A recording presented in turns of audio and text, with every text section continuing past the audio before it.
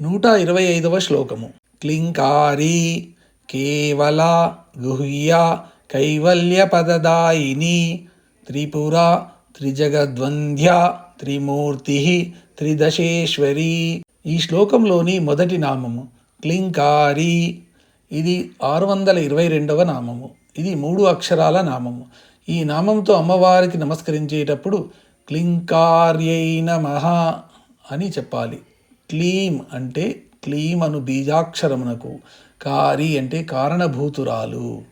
ఈ క్లింకారి నామం నుండి ద్వైతవర్జిత నామం దాకా వాగధీశ్వరి విద్యా విశేషాలు చెప్పబడతాయి. క్లీం అక్షరాన్ని కామకళా బీజం అంటారు.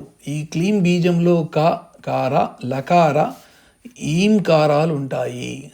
ఈ 3 వరుసగా సరస్వతి, లక్ష్మి, శక్తి స్వరూపిణి అయిన పార్వతి తత్వాలను సూచిస్తాయి. అంటే అన్ని రకాల కళలకు సమన్వయము ఈ బీజాక్షరములో ఉన్నదన్నమాట.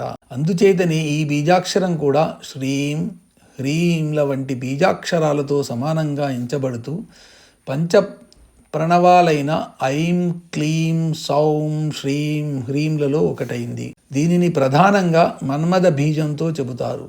సమస్త సృష్టిగా తాను అవుదామనే కోరిక కలిగే ఈశ్వరుడు కామేశ్వరుడుగా మారే ప్రక్రియకు ప్రేరణకారి అయిన అమ్మవారి బీజాక్షరం ఇది. కృష్ణ మంత్రానికి బీజాక్షరం కూడా ఇదే. ఈ నామానికి ఈ విధమైన అర్థాలు చెప్పవచ్చును. 1. క్లీం బీజాక్షర కారకురాలు. 2. సృష్టి ప్రక్రియకు దోహదపడే బీజాక్షర కారకురాలు.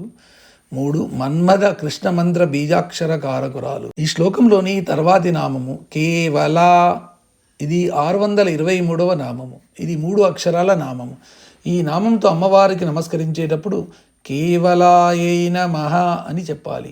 ఏ విధమైన భేదములు గాని ఇతరములు గాని లేని పరబ్రహ్మ స్వరూపిణి ధ్యానములోని అనుభూతి పరాకాష్ఠలో ఉన్నప్పుడు అన్ని రకముల మనోరూపములు, ఆకారములు, నామములలో ఉండు సన్నివేశానుభవములు ఆగిపోయి అవి అన్నీ ఒకే ఒక అనుభూతిగా స్థిరపడిన రూపమును సూచించు నామము కేవల. ఈ నామానికి ఈ విధమైన 2 అర్థాలు చెప్పవచ్చును. 1. ఒకే ఒక తత్వమును సూచించున్నది. 2. పరాకాష్ఠ స్థితి యందు ధ్యానములో స్థిరపడిన ఒకే ఒక అనుభూతి రూపము. ఈ శ్లోకంలోని తర్వాతి నామము గుహ్య. ఇది 624వ నామము. ఇది 2 అక్షరాల నామము. ఈ నామంతో అమ్మవారికి నమస్కరించేటప్పుడు గుహ్యాయై నమః అని చెప్పాలి. గుహ్య అంటే రహస్యాతి రహస్యమైనది. ఎంత చెప్పినా, ఎంత వివరించినా, ఎన్ని నామాలతో స్మరించినా ఇంకా రహస్యంగా మిగిలిపోయిన తత్వం గల అమ్మవారిని గుహ్య అని అనవచ్చును. మనలో గుహ్యాతి గుహ్యంగా ఉండే అంతఃకరణంలో కనబడకుండా ఉండి సమస్త జీవన వ్యాపారాన్ని నిర్వహించేది కాబట్టి అమ్మవారు గుహ్య. అన్ని శృతుల్లోనూ, స్మృతుల్లోనూ, శాస్త్రాల్లోనూ సూక్ష్మంగా అతి రహస్యంగా ప్రతిపాదింపబడినది కాబట్టి అమ్మవారు గుహ్య.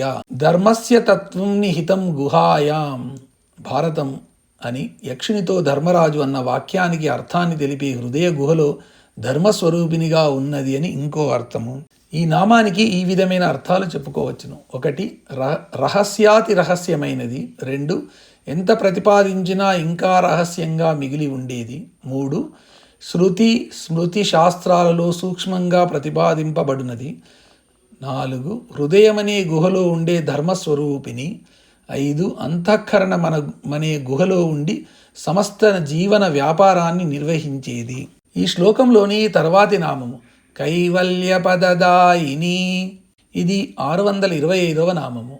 ఇది 8 అక్షరాల నామము. ఈ నామంతో అమ్మవారికి నమస్కరించేటప్పుడు కైవల్యపదదాయన్యై నమః అని చెప్పాలి. కైవల్యపద అంటే మోక్షస్థితిని, దాయిని ఇచ్చునది. కేవలము పదము యొక్క భావార్థ తద్దితమే కైవల్యము. ఏకమతము ఐకమత్యముగా ఎలా మారుతుందో కేవలము కైవల్యముగా అలాగే మారుతుంది. భావన లేని స్థితిని తెలిపేది కైవల్యము. అంటే ఇది అనన్య స్థితిని తెలిపే ఒక అద్వైతానుభూతి. అనుభూతికి సంబంధించినది కాబట్టి దీనిని మాటలతో వివరించడము కష్టమే. ఈ కైవల్య స్థితినే సాయుజ్యము అని కూడా అంటారు. సాలోక్య, సామీప్య, సారూప్య, సాయుజ్య స్థితులలో సాయుజ్యము చిట్ట చివరికి సాధనలో పొందే అనుభూతి. ఇటువంటి అసాధ్యమైన, దుర్లభమైన ఉత్తమ గతిని, స్థితిని అమ్మవారు భక్తులకు ఇస్తుంది. దీని తర్వాత జీవుడు ఇంకా పొందాలనుకునేది, పొందదగ్గది, పొందవలసినది ఏదీ లేదు, ఉండదు. ఈ నామానికి ఈ విధమైన అర్థాలు చెప్పుకోవచ్చును. 1. ఉపాసకులకు సాధనలో అనన్య స్థితిని కలుగచేయునది. 2 మోక్ష స్థితిని ప్రసాదించునది. 3 ఇంకా పొందవలసినది ఏమీ లేని ఉత్తమ గతిని ఇచ్చునది. ఈ శ్లోకంలోని తర్వాతి నామము త్రిపుర. ఇది 626వ నామము. ఇది 3 అక్షరాల నామము. ఈ నామంతో అమ్మవారికి నమస్కరించేటప్పుడు త్రిపురాయై నమః అని చెప్పాలి. త్రి అంటే 3, పుర అంటే పురములను కలిగి ఉన్నది. స్థూల సూక్ష్మ కారణ దేహాలు అనే 3 పురాల రూపంలో ప్రతిపాదింపబడినది. లేదా భూ భువః సువః లోకాల రూపంలో ఉండునది.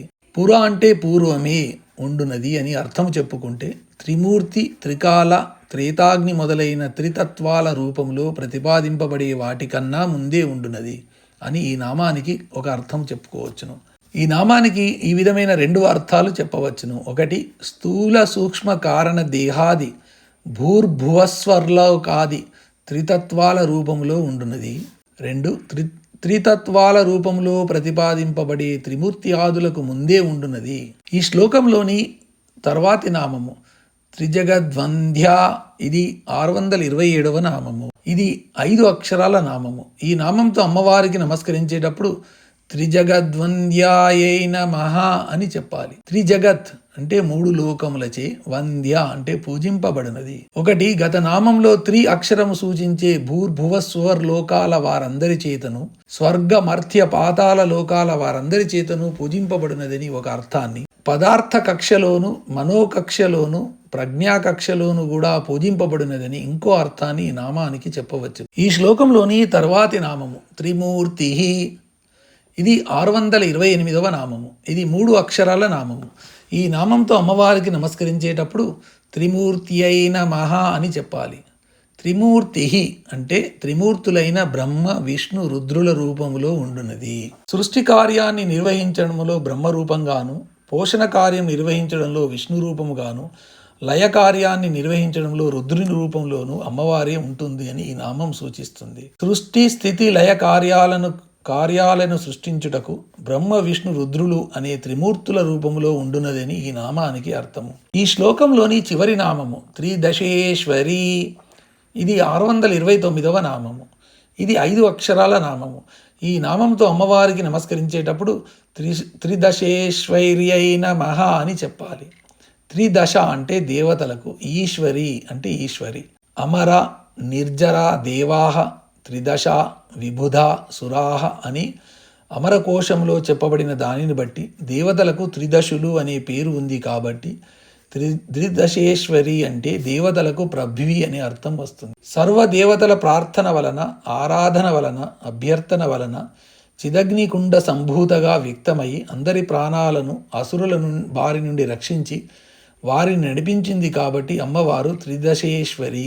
దశ అంటే అవస్థ అనే అర్థంలో, త్రిదశలంటే జాగ్రత్, స్వప్న, సుషుప్తి అవస్థలు అని అర్థం వస్తుంది.